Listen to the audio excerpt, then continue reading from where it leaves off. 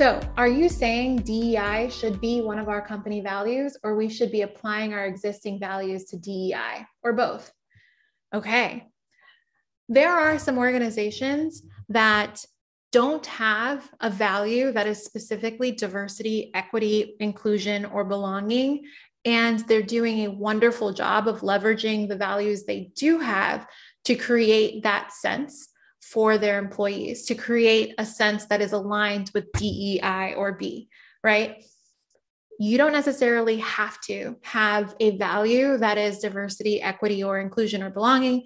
You don't necessarily have to do that. However, we are seeing more organizations, particularly since mid-2020, when a lot of these conversations really began to get super loud in the corporate world.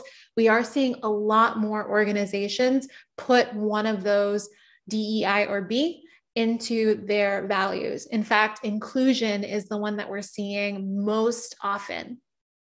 Now, again, you don't need to do that in order to, meet the requirements necessary to have diversity, equity, and inclusion be incredibly highly visible and felt.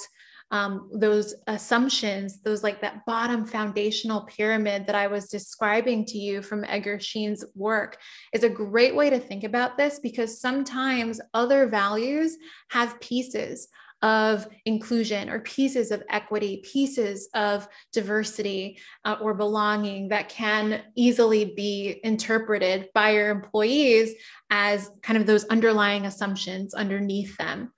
As long as you're really thinking deeply about how you're creating that messaging around these topics, you don't have to have DEI or belonging be part of your values. However, I think more companies are doing it because they're seeing that it's a way to hold them accountable and a way to make sure that people recognize, number one, that they're serious about valuing those topics, diversity, equity, inclusion, or belonging. As I mentioned, inclusion is by far what we're seeing more companies use.